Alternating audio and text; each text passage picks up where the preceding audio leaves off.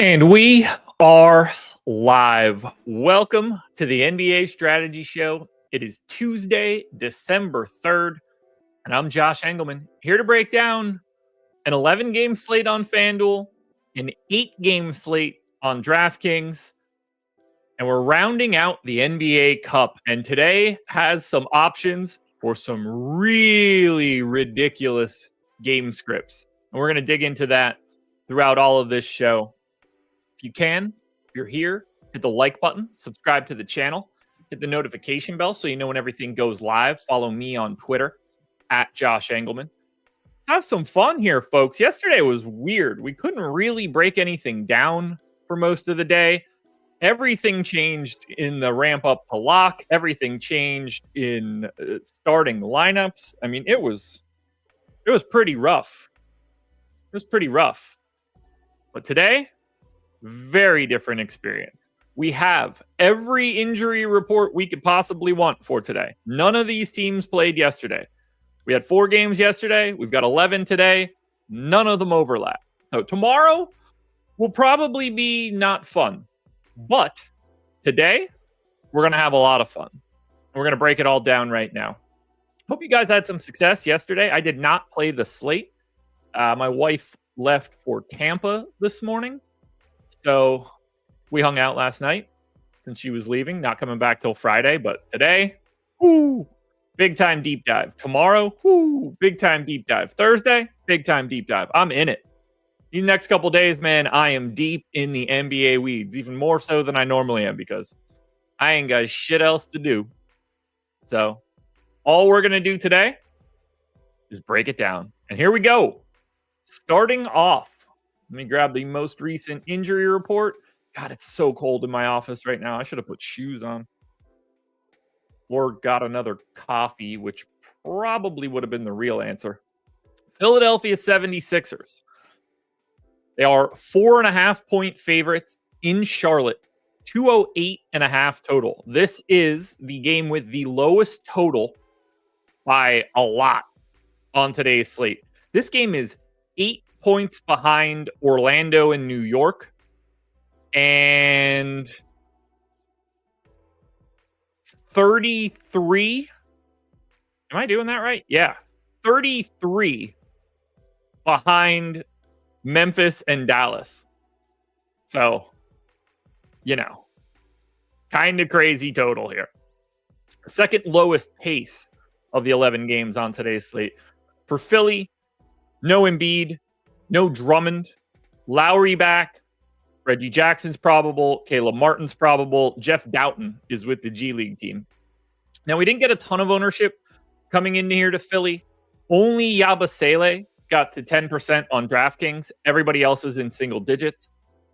Meanwhile, on FanDuel, we did get Jared McCain to a little over 20%. Yabusele got to 15. Paul George got to 10. So I didn't get much here. And I don't think there's all that much that looks good. I would say Maxey looks a little underowned on the DraftKings side. He's at 5% now. I have him 12% optimal. I think that Maxey should probably be in that 10% range. 8,200 for Maxey when he's playing 36 minutes a night is something that I think everybody should be paying attention to for a large field GPP play. Now, this game doesn't mean shit. Charlotte 0-3 in the group, Philly 1-2. So all these teams are already out. So there's no NBA Cup, do they play the starters more type stuff here because this game is just a regular season game. So I like Maxey and GPPs on DraftKings. I think Oubre is also kind of interesting. He's pulling 7% ownership. That's about where it should be. Yabusele looks fine. 5,700 power forward center, no Embiid, no Drummond. He's going to get whatever he needs. I don't mind the idea of Paul George at 7,500 small forward, power forward. No, I only gave him 28 minutes, but I did get him in 2 lineups. He's 10% owned. I just don't see any real priorities here for Philly. They're 43% owned in the aggregate. If we're just talking about DraftKings, that is the 9th most owned team And there's like a pretty clear separation between the top 4 and everybody else. So while the spot is clearly good, I mean, Charlotte's defense is terrible. The pace of this matchup is the real problem here. It's Philly losing 1.7 possessions below their average. Charlotte's 1.6 below their average. This is going to be a slow matchup. No LaMelo on the opposite side either. I just don't see anything on Philly that I want to prioritize. But I do like the idea of getting to Tyrese Maxey in a GPP, especially that DraftKings GPP today. It's the $5, like 70,000 entry one. I don't think there's a soul in chat right now that would think, oh man, Tyrese Maxey's in the optimal because he went for 50 fantasy points. That wouldn't be surprising in any way. Now, the Charlotte side is very different because the Charlotte side is without LaMelo Ball. They're also without Miles Bridges. They're also without Trey Mann. Obviously, Grant Williams is out. Nick Richards is back. He played their last one. And Mark Williams is questionable. Now, we've seen Mark Williams be questionable and then ruled out for weeks at a time. So, I'll believe it when I see it. Good news is you don't play Mark Williams. He's 5,800 on DraftKings. I can confidently say that he is impossible to play. But we do have a shit ton of ownership coming into Charlotte. As of right now, Charlotte has more ownership than any other team on the slate, and they're the only team to have more than 100% ownership. Now, the interesting piece here is that it's only 3 dudes. Brandon Miller is 8K, shooting guard, small forward eligible, 40% owned. I essentially agree with that ownership. I got to 65%. No LaMelo Ball around. Give me all the Brandon Miller I could get. Now, he's $400 more expensive on FanDuel, only 20% owned. Still looks awesome. Vasily Micic, who's gotten the start since LaMelo went down. $4,500 point guard on DraftKings. He's 35% owned. He is in 65% of my lineups. I think he's actually under-owned for today's slate. And then Tijan Salon, 3,800, power forward only, 45% owned, 45% exposure for me on my first run. I had him 30% optimal. He looks really good. I don't have a single complaint here for Brandon Miller, Micic, Salon. They all look great. And I might even be a little light on Salon. But the interesting part here is it's those 3 dudes and it's no one else. Josh Green's not getting any ownership. I don't think he should. Nick Richards is 5,600. Not for me. Cody Martin, Nick Smith, all these other guys. I don't think so. But Miller, Micic, Salon, assuming those 3, well, obviously Miller will be in the starting lineup. Assuming Micic and Salon continue to start, I don't know how you get away from these Charlotte guys. Because you're not super worried about the Philly defense. There's no, if Yabusele is the rim protector, that's not really going to get it done. There's not much else there that you're super worried about. It's an okay defense. It's not as bad as Charlotte, but Miller, Micic, Salon. Get as much as you guys can. Very clear, all day, no matter what, highly owned dudes. These plays aren't going anywhere, barring them not starting. So you're going to be paying attention to those 3 names no matter what. Now, it's a little different on FanDuel. Their prices are way worse. Micic is $600 more expensive. He's sub 10% owned. Probably not owned enough, honestly, but the price tag is not good. And then Salon is $1,100 more expensive on FanDuel. $3,800 on DraftKings. $4,900 on FanDuel. So can't really do that either. Power, I'm pretty sure you got the wrong center for the Suns, man. You named a Suns center that is getting ownership and is a good play, but it isn't Plumlee.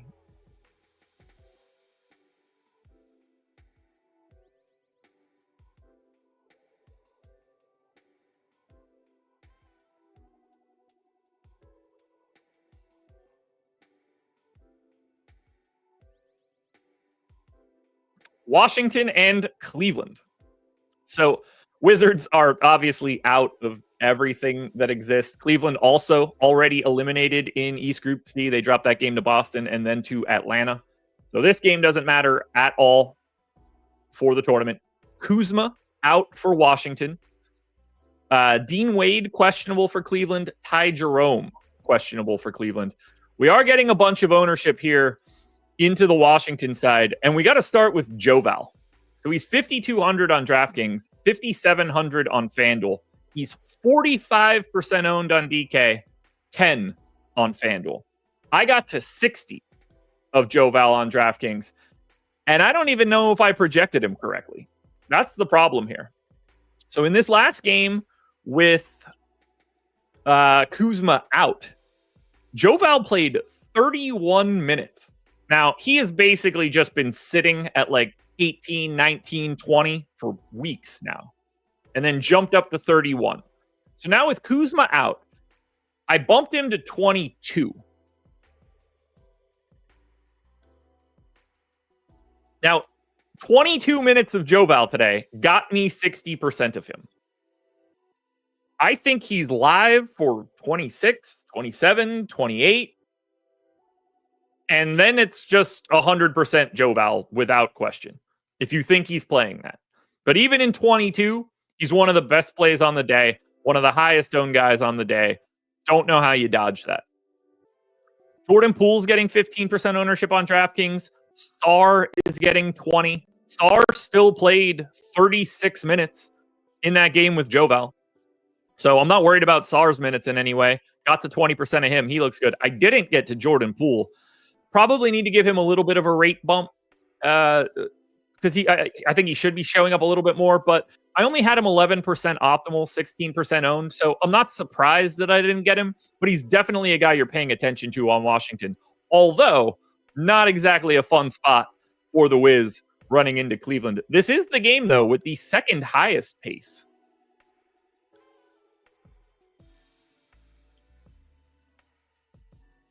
Seems like they will need his size. I mean, maybe. Like, does size really help if you just are a turnstile defensively? Yeah, they might want a couple extra rebounds, but they're also going to give up a lot of extra points. There's a reason he doesn't play much. And it's because he's not good. He's like he's a perfect minutes eater as like a backup center. But if you're having to play Joval 30 minutes a night, that's probably not a good thing for your team. I hope it happens today, though, if I end up with 60% of him. There's no ownership coming into these guys on FanDuel. Sarr's at 9. Poole is at 5. Joval's only at 10. So it's hard to want to get to these guys on FanDuel with any sort of bulk, but you can't avoid Joval on DraftKings. Sarr is just like a key part of the slate, but not like ultra priority. Like it's not super high up. And then Poole does look fine. I have no complaints there. Then we get to the Cleveland side. Look, when they've got their main dudes in, they're going to get destroyed. They're going to get destroyed. So Mobley is like 25 to 30% owned. I have no disagreements with that ownership. I got to 20%. He looks really good. Donovan Mitchell's not getting any ownership on DraftKings at 9,100. I kind of like him in a GPP. Like maybe if you don't like Maxey, you get Mitchell, although he's been weird this year. He actually looks better on FanDuel, where he's 14% owned, $400 cheaper on FanDuel than he is on DraftKings. Garland is 15 to 20% owned. I got 30. I think he looks really good. He's been playing outstanding this year. Jared Allen's around 10 on both sites. Harder to get to on FanDuel in a way because he's $600 more expensive. But at the same time, you could also roster Jared Allen at power forward on FanDuel, so that makes it a little bit more appealing to me. You're not playing anybody else from Cleveland with any sort of gusto. It's really just Mobley, Mitchell, Garland, Allen.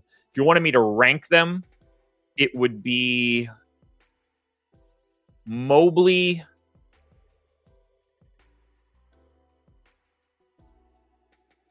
Mitchell, Garland, Allen. But it's Mobley 1, and then I can kind of take it anyway for those other 3. Clearly a fantastic spot for Cleveland. Pace up spot. Wizards have the worst defense in the league. I mean, I've got them projected at a 120 defensive rating heading into this game. That's the same as Cleveland's offense. And average is a lot further away than that. So this is going to be rough for Washington. Probably the reason they're 16.5-point underdogs. Not only are they 16.5-point underdogs, I've got the line set at 20.5. This is gross. So I'm sure Washington wins outright because life never makes sense. But for Washington, it's Joval, it's Sarr, it's Poole. For Cleveland, it's the big four. Do we take shots at Cleveland's bench in tournaments? Absolutely not. Milwaukee and Detroit. So I'm guessing most people wouldn't have expected this one to matter, but it does. And it matters for two different ways.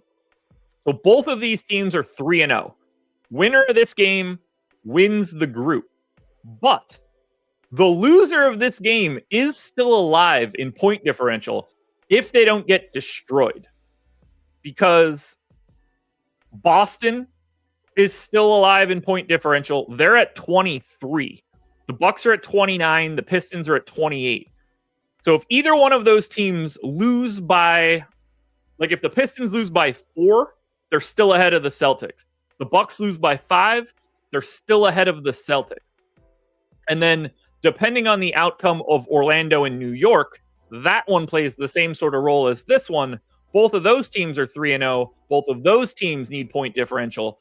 The Magic are in the catbird seat, though, because they have a plus 60 point differential. They can kind of afford the loss to a degree because they already are up 30 points on everybody else. So the most likely scenario right now is that Boston gets eliminated, that it doesn't really matter what happens between Orlando and New York, and that the winner of Bucks Pistons goes on and the loser is out. So my expectation is the winner of this game is locked in at 4-0. The Hawks are already in. The winner of Magic Knicks will just be in automatically. And then if the Knicks beat the Magic, I expect the Magic to just be in. If the Magic beat the Knicks, then it's going to come down to that point differential between the Pistons or the loser of Bucks Pistons and the Celtics. If the Knicks lose, they're out.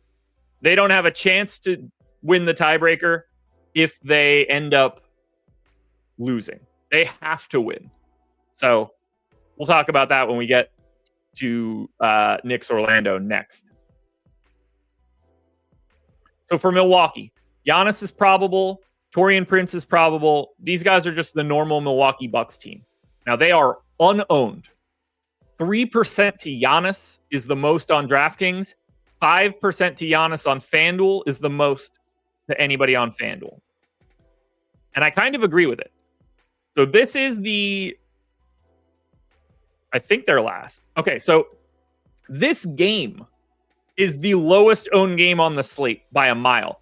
Milwaukee and Detroit are the least owned teams of the 8 teams of the 16 teams on DraftKings. There's no ownership to Milwaukee. There's no ownership to Detroit. I didn't even get a share of Detroit when I ran my Sims.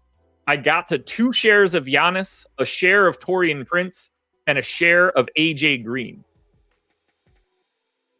Supply and demand. I'm just going to assume that's a troll question. If it's a real question, let me know and I'll mock it. But for now, I'm just going to assume it's a troll question. I don't see anything here. I really don't. But the problem is, what if everybody gets juiced? And I think that's pretty live, especially on the Detroit side. But there's no ownership here. Do I get the appeal of saying like, oh, I want Dame or Giannis or Brook Lopez or Cade or Ivy? Yeah, I get it. But none of it looks good. I understand why they're not getting any love, but if there's any game on today's slate that's going to have the starters going heavy, this is it. Like, Cade just coming back from the injury is a little scary, but I would if he were never injured, I wouldn't project it, but I would expect him to play 40. I think we're alive to see heavy minutes for some of these guys, but I have no idea how to deal with that today. It's going to be a game I pay close attention to, but from a DFS perspective, we're just not going to be getting here. Detroit's going to get whooped. Well, I'd say that 4.5 point line tells you something else, but why would I want to rely on the most accurate information that exists? No. You think they're going to get whooped? Highly recommend you just bet Milwaukee. But there's nothing in the data that implies that that's going to happen. I mean, Cade's 9,700 on DraftKings. He shouldn't be owned. 8,900 on FanDuel is a little bit more appealing, but he's still not even owned there. But, I mean, Cade is... I don't want to say Cade's unplayable because he's Cade, but 9,700 is going to be a tough one. Going to be very tough. Going to be very tough. I don't I really just don't have anything to say here. Apparently, someone doesn't know how bad Bucks defense has been. Bucks defense, 13th in defensive rating. So, we knew that you would be wrong, and boy, oh boy, did you not let me down. They haven't been.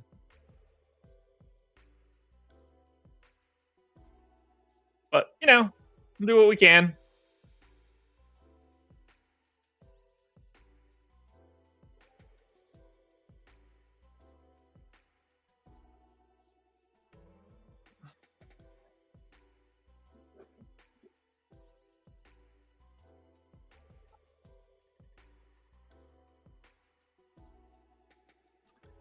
God, that game's gross. All right, here we go.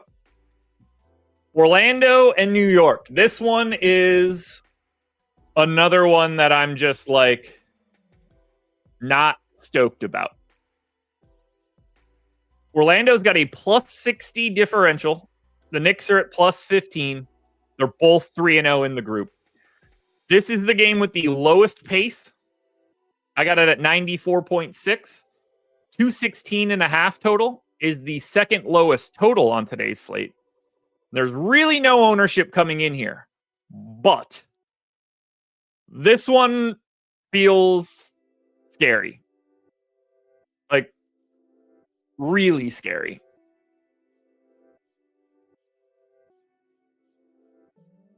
So there's no ownership coming in to the whole game.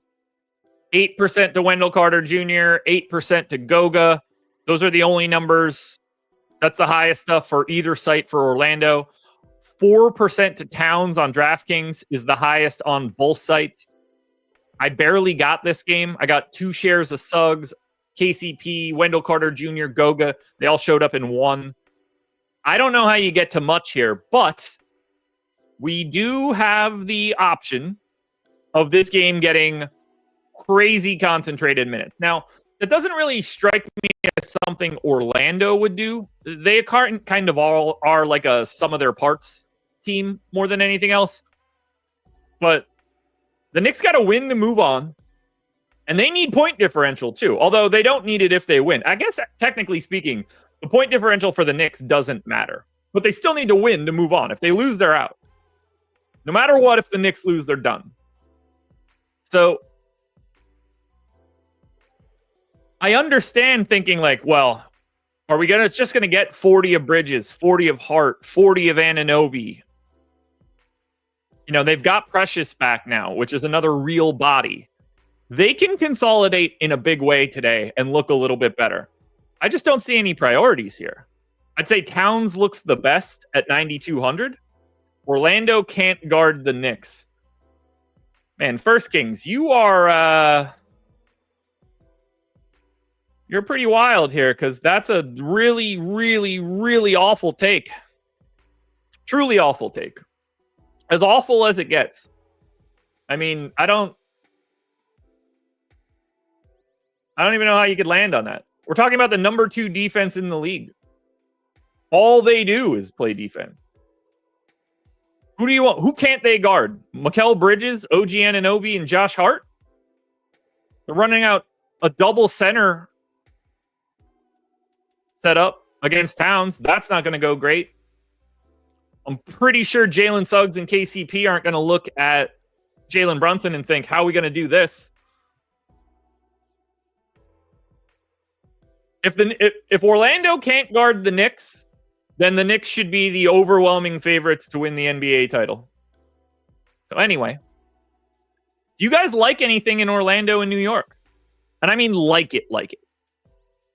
Because clearly, I don't disregard clicking on Franz Wagner or clicking on Jalen Brunson.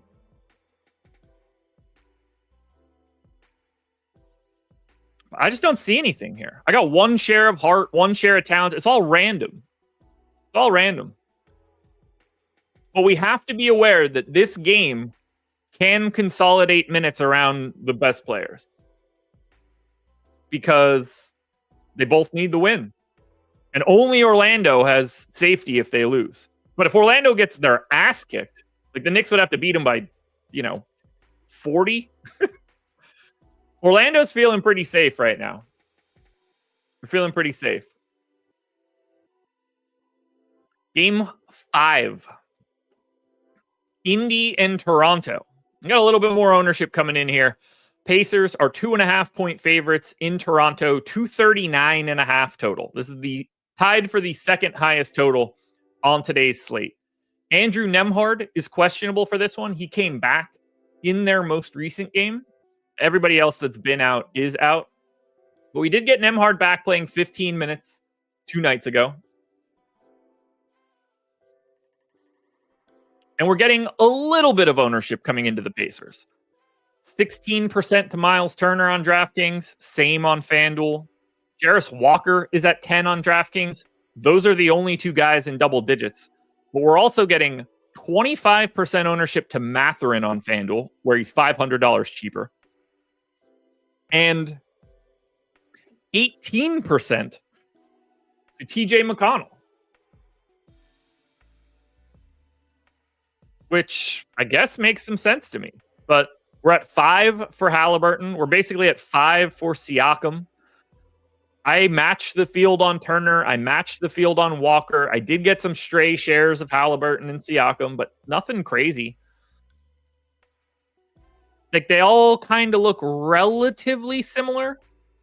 Turner looks the best, but it's center only, so I don't put as much weight into that. But I don't think that Halliburton, Siakam, Mathurin, or McConnell all look all that different. Same for Walker, but clearly a different price tier. I'm not seeing it. Like, they're fine. It's just filler. It's just lineup filler. They look a lot better on the FanDuel side. Hey, Josh, does the boom rate or optimal rate hold more weight in your humble opinion? Neither. I mean, I don't really look at either of them. I just use the Sims. I mean, they tell slightly 2 different stories. The optimal rate is what it says, but you don't need anything close to an optimal lineup in the NBA. So it doesn't exactly tell the same story. They go hand in hand. But it's not, it's not something that I use.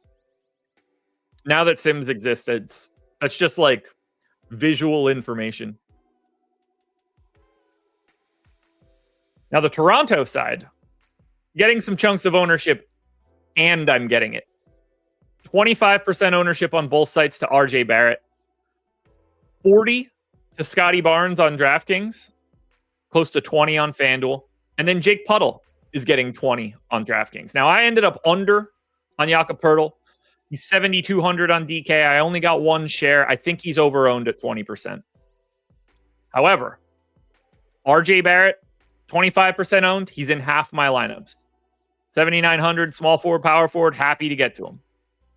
Scotty Barnes, though, high-level priority for today. 1, the matchup is great. Pacers' defense isn't very good. Barnes is already 40% owned. I got 45%. I have a massive optimal rate on Scotty Barnes. This is another guy that's in that like inner circle with, those Charlotte dudes that we talked about before. There's nothing else on Toronto. And we're waiting on the status of Grady Dick, questionable for today. He's been out for a minute. That will complicate things a little bit more, but they've got enough minutes that they can shave that it doesn't matter too much. But Barnes is a ultra priority. I just kind of really like RJ Barrett today too. Lee Price, Josh, do you think this golden at bat rule will get passed for MLB? Don't even know what it is. Never. That you saying that is the first I've known about whatever that is. No clue.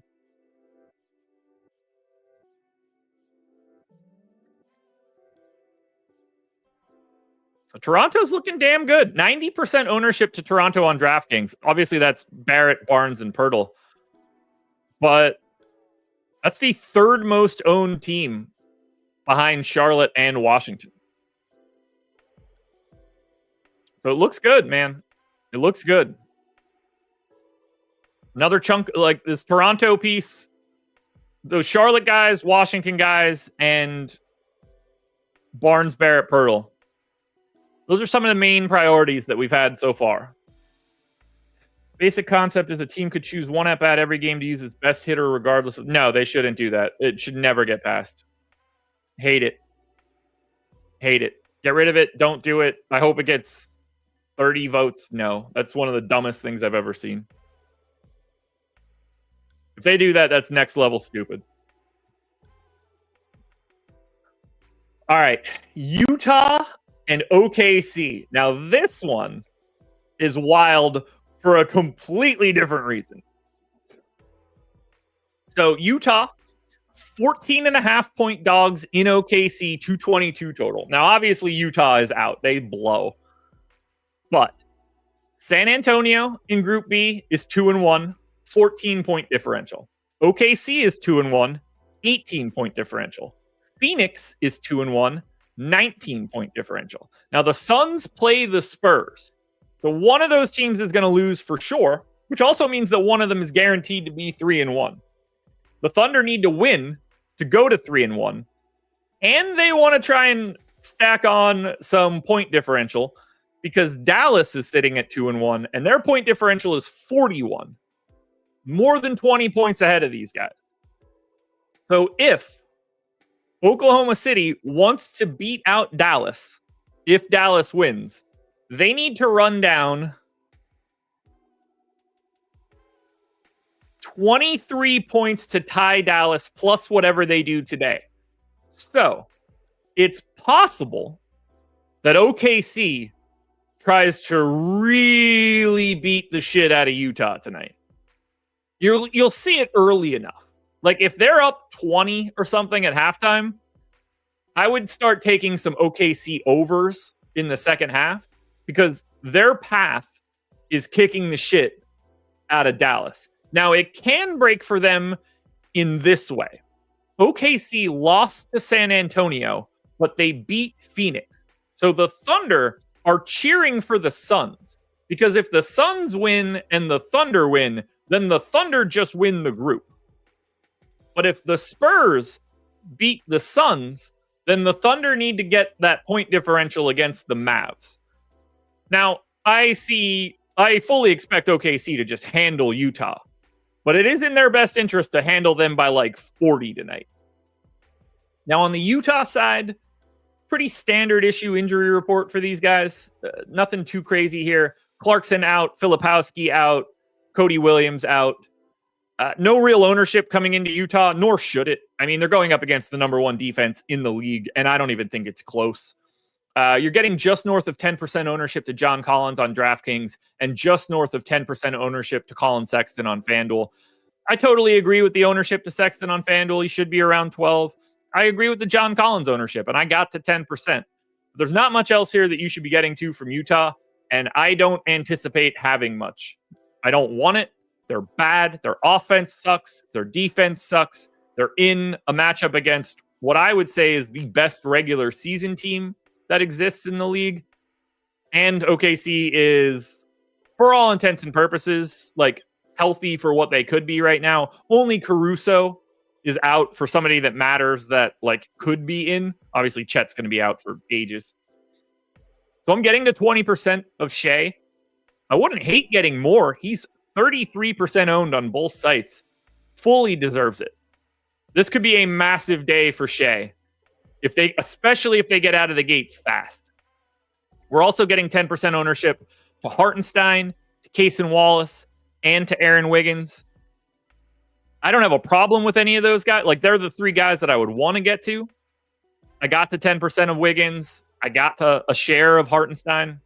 There's a lot to like here. Jalen Williams on FanDuel, 15% owned. A little high for me, but what if these guys all play 37 minutes? Possible. So I understand the appeal of the Oklahoma City Thunder, and they are ripe to play dudes heavy minutes to try to destroy Utah. But I don't have anything other than Shea that I want to get a lot of. But this game could get insane. Like, don't be surprised to see a final score of like 121-74. Something like that. And if this game lands on 121-74, we better clip the shit out of that audio.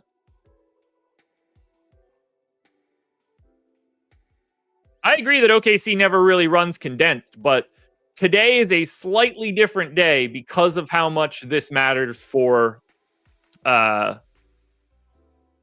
point differential.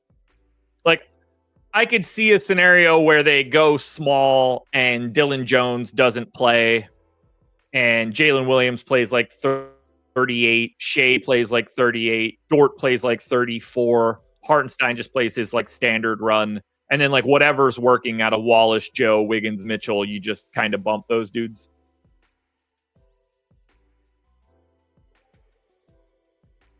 I really want to watch the first quarter of this one because it could be like 40-11 after the first quarter, and then it's going to get insane. Look, they can lose.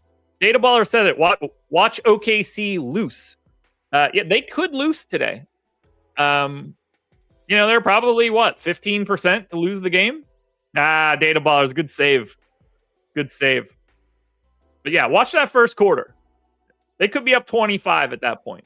They're going to get the full business from them in those first 7 minutes. That's for sure. Then we get to Memphis and Dallas. Now, Memphis is already out. And as I mentioned, Dallas is still very alive. One, if they win, they're pretty likely to move on no matter what. Just because they've already banked such a big point differential. And if they win, it only goes up. At least, technically they could win and the point differential doesn't go anywhere. In theory, they could win today in overtime and the point differential doesn't move, but they'd still be sitting at 41, miles ahead of everybody in Group B. Now, if the Warriors lose in Denver today, then it actually doesn't matter. Golden State's already clinched because they beat Dallas, so never mind there. So the Warriors have already clinched. They don't have to give a shit about playing in Dallas other than just simply wanting to win a basketball game. Mavs need the win, and they would like a little bit more point differential, but if they win in OT, the point differential is 0. Now, for Memphis, they got nothing going on. Nobody plays more than 28 minutes. They play 11 dudes every night. There's no ownership coming in here. 2% to Brandon Clark, 2% to Marcus Smart on DraftKings, 4% to Desmond Bane on FanDuel. There's not a single name for Memphis that you should want to click on. You want to play Triple J or Morant or Bane? Like, I guess I kind of get it. Like, I don't see that. How do you play Ja Morant today and over Tyrese Maxey? Like, neither one of them are getting any ownership. But Maxey's ripe to play 7 more minutes than Ja Morant. So I don't know how you ever click on Ja's name. I don't know how you click on any of these names. Like, did I get 2 shares of Smart? Yeah, that could be 0 on another run. I got 2 shares of Brandon Clark. That could be 0 on another run. I mean, I got a Scottie Pippen and a Jake LaRavia. It's all awful here for Memphis. I would want none of it. Now, the interesting piece of Dallas is both from an injury perspective and an ownership perspective. Injury-wise, Lively's questionable. Clay is questionable. Najee Marshall is already out. But there's no ownership coming into these guys either. 10% to Luka is the only guy north of 4 on DraftKings. Kyrie and Clay are both 15 on FanDuel. Now, I like Kyrie on FanDuel, and I think that ownership is right. I don't feel the same way about Clay right now, although I could just have his minutes a little lower than they should be. So I could understand the Clay piece, but I think Kyrie justifies 15% ownership. But Luka's 11K on DK, 11.5 on FanDuel. I didn't get a single share. I do think that he should be like 10% owned.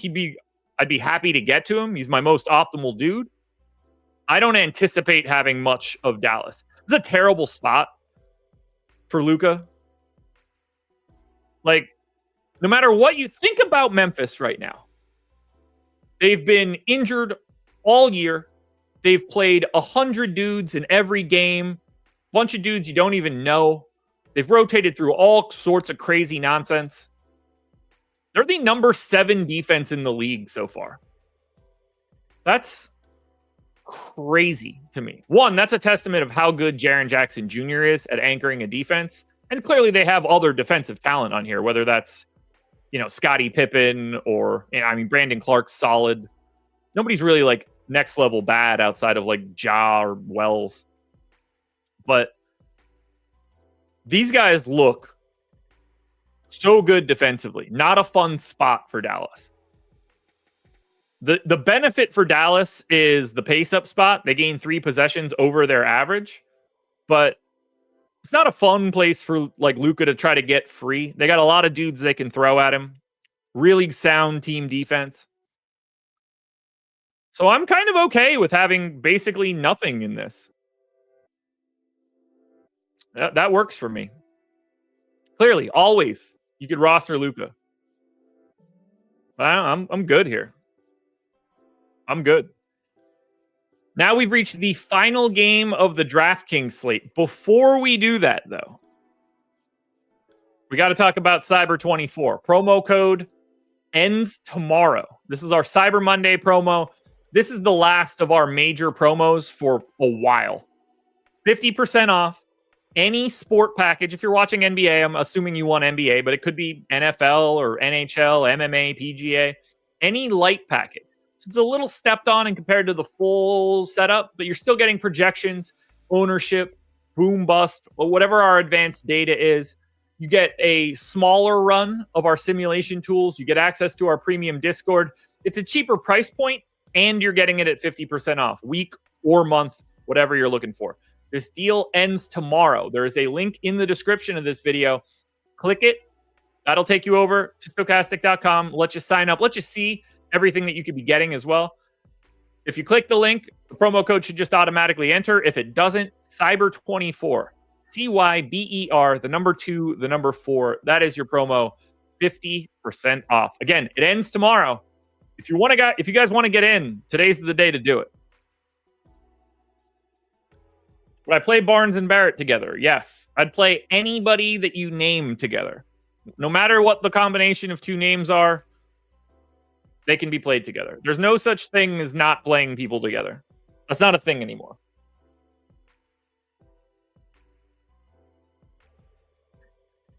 The San Antonio Spurs are 6.5-point dogs in Phoenix. 230 total. Now, we kind of went over this West Group B when we talked about the Thunder. Spurs and Suns are both 2-1. The winner of this game can win the group if it's San Antonio, because they have the win over OKC. So if San Antonio wins, they just win the group. If the Suns win, then they need some help against OKC. And then they need to start playing the point differential game. So, pretty wild setup, honestly. Now, for San Antonio, Trey Jones is out. Jeremy Sohan, probable. So welcome back, Sohan. Now, Sohan is a ridiculous player to roster today on FanDuel, and we'll get to it in a second. like 10% ownership to Castle, 10 to Paul, 10 to Vassell. I got 25 of Castle, 25 of Vassell, and 15 of Paul. So I'm there. But Wemby is unowned. 6% on DraftKings at 10-6. I didn't get him, and I'm cool with it. He's 2% owned on FanDuel. Now, that's more interesting to me. He's $1,000 more expensive on FanDuel, but he also gets power forward. So I like Wemby more on FanDuel than DraftKings, but I'm not anticipating getting him at all. The guy that we need to talk about is Jeremy Sohan. Now, the good news is you don't have to play him on DraftKings, that is. He's 6,300 and center only. So let's say this first of all. DraftKings, you're dumb. The fact that you put him center only is insane. He wasn't center only before he was hurt. He's certainly not center only after he's hurt. The man plays power forward. Put him at power forward. But you don't roster him on DraftKings. That's easy. You do roster him on FanDuel because FanDuel is equally dumb, but for a different reason. Reminder, 6,300 on DraftKings for Jeremy Sohan, 4,700 on FanDuel. He's 40% owned. And I think that he should probably be a little bit more owned than that. Power forward eligibility on FanDuel because it's correct. So you need to play quite a bit of Jeremy Sohan on FanDuel today at 4,700. You don't really need much else. Only Castle got to 10%. Keldon Johnson's knocking on the door at 10%. I don't like that now that people are back. But I think Castle and Vassell and Paul are all fine on DK. But it's Sohan on FanDuel that is the extra special crazy priority. Yes, he was offensive point guard Jeremy Sohan last year, which was bad. He's bad. I mean, that's really the issue. He's like their worst player. So that's kind of tricky. But yeah, you got to play him on FanDuel today because that price is broken. Now, Phoenix, they want the win as well. Nurkic is out for this one. Beal is probable. No ownership coming into the people that you would want. Nothing for Booker, Durant, Jones, or Beal. Durant got to 7. I got to 15. The guy you want is Oso Iguodala. He's 3,800 on DraftKings, power forward center eligible, projected for 30% ownership. I got 35. He's a little bit more expensive on FanDuel at 4,400, but he's 15% owned there. And then you can get to some Mason Plumlee. He's around 10% owned on DraftKings. I got to 10%. It's about where he should be. But the one guy that you need to get to if you're playing on DraftKings today for Phoenix is Oso Iguodala. Now, they started Mason Plumlee in their last game. Didn't play him at all in the fourth quarter. Plumlee played 16 minutes. Iguodala played 31. Now, I didn't project it like that at all. I went 22 to Plumlee on the off chance that he could close, and I went 24 to Iguodala. But that can be more extreme. But for me, Iguodala in 24 minutes is a much better option to me because of the power forward eligibility. If he didn't have that, it wouldn't be the same thing, but he does. So Iguodala is the Phoenix priority, not Mason Plumlee. Although Mason Plumlee is absolutely interesting in GPPs because there's nothing to stop him from getting like 28 minutes today. I expect to get those two playing almost all of the center minutes. But yeah, it'll be interesting. It'll be interesting. I projected 46 of the 48 center minutes.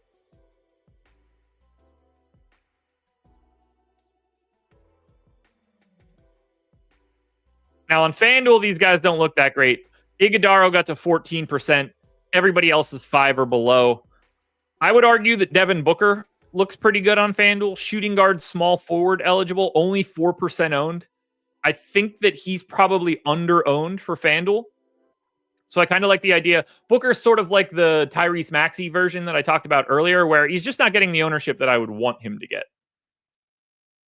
But yeah, it's Iguodala season on DraftKings. Now, that is game number 8. That concludes the DraftKings portion of this slate.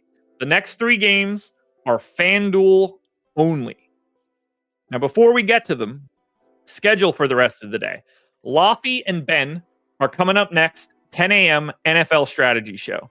We've got the NHL strategy show at 2 p.m. I'm back with DK at 5 o'clock for the deeper dive. You get Greg and Eric live before lock at 6, and then you get Greg and I live on playback at 7 o'clock. And I'm fully expecting that to be like a pretty wild hour. We've got 3 games locking at 7, 2 games locking at 7:30, Utah OKC locking at 8. We'll have plenty of time to talk about bets and swaps and ownership, all of that good stuff. So you don't want to miss anything we got going on today. One last call for you guys to hit the like button. Let's close this one out. 3 quick looks at the final games on FanDuel. Golden State and Denver.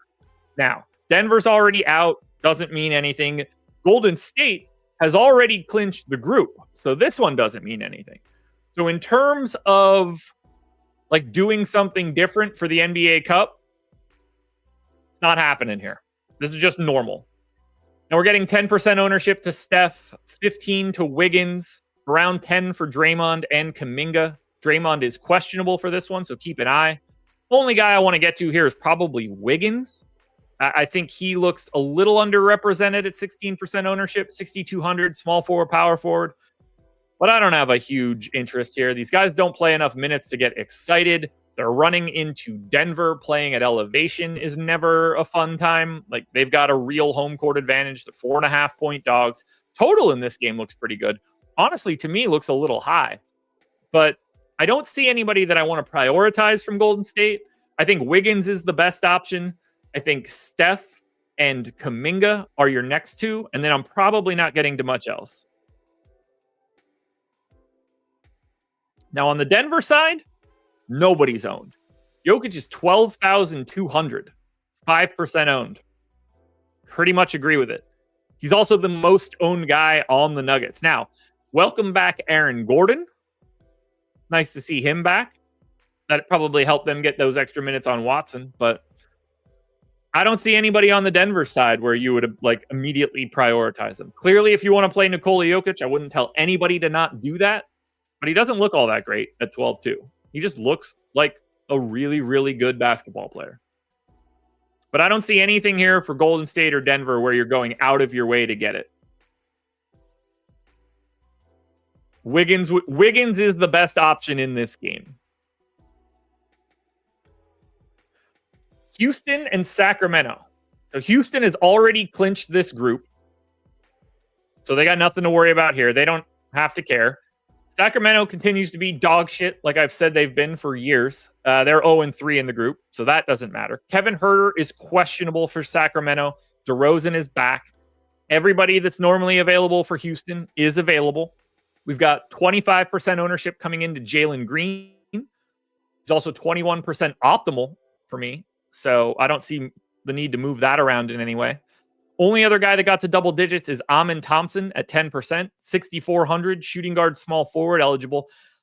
I would argue he's slightly under-owned. The minutes have been there now. He's kind of just playing 30 a night. And with that price, with that eligibility, with his per minute rates, Amin Thompson would be my second guy here. I have no issue whatsoever getting to Şengün now that these minutes have increased dramatically. I got him in for 34, but he's 9,200. So not exactly a natural fit. It's properly owned at 7%. Van Vliet's fine at 7,500, just not a priority. You know, you could always click Jabari Smith at 5,600.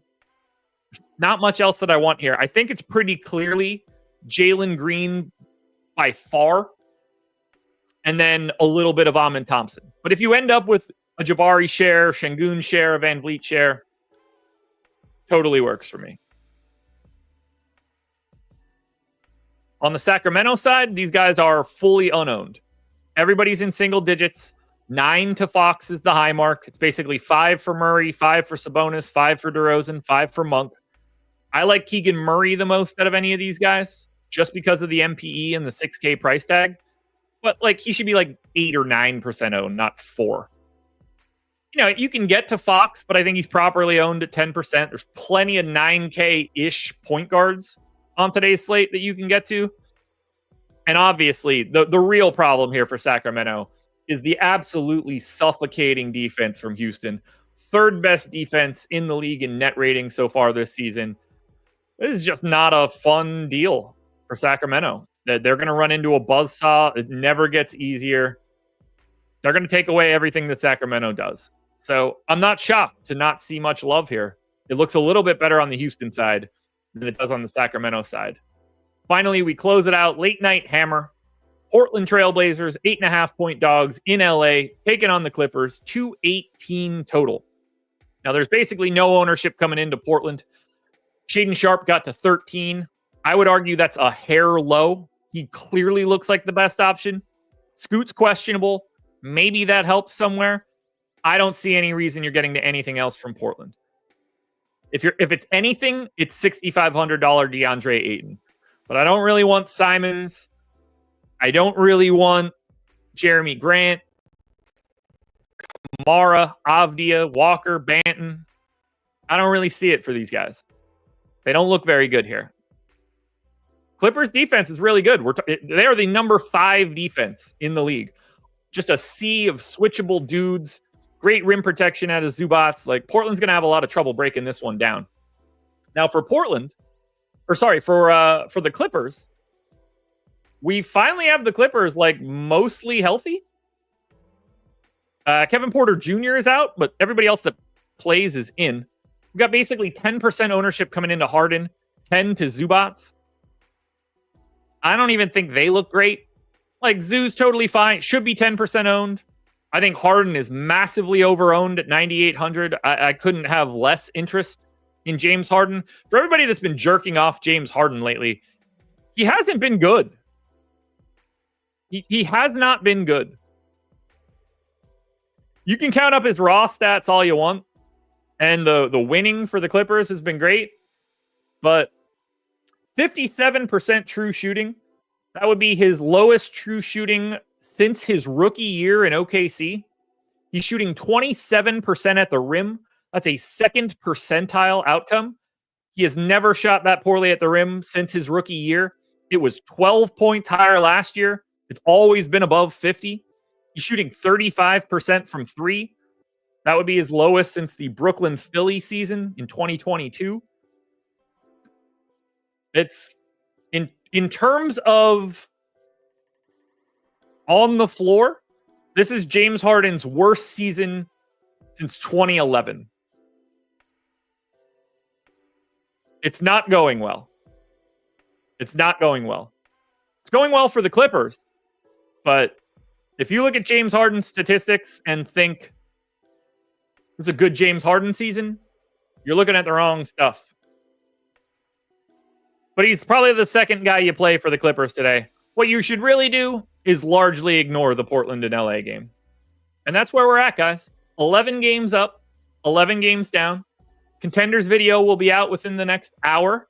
Make sure you're following me on Twitter at Josh Engleman. I started up a new betting thread yesterday called Only Dogs. A little play on OnlyFans. The only thing I post are recommended odd shopper plays that are plus money. So basically, like, you got to be an underdog to show up as a clip or as a play. And I'm going to, I'll probably have like 20 plus plays out tonight. You know, I'm not going to post every single one of them. That's what subscribing's for. But if you guys want to tail some odd shopper plays between myself and Greg Ehrenberg, you're going to get a lot. Clippers should trade for Levine. Mitchell, you're lucky I only have 1 minute left here. Why would the Clippers want to do that? If you want to trade for Zach LaVine, maybe just re-sign Paul George. That would probably be the thing to do. If you're not willing to re-sign Paul George, you probably shouldn't be trading for Zach LaVine. Also, do you really need Zach LaVine and James Harden in the same defense? I'm not so sure the Clippers can save that defense if that's what they do. Look, if you can get LaVine for nothing, then I don't think that that's crazy. But at that point, you probably have to put Norm Powell in the deal. And I don't think they would want to do that.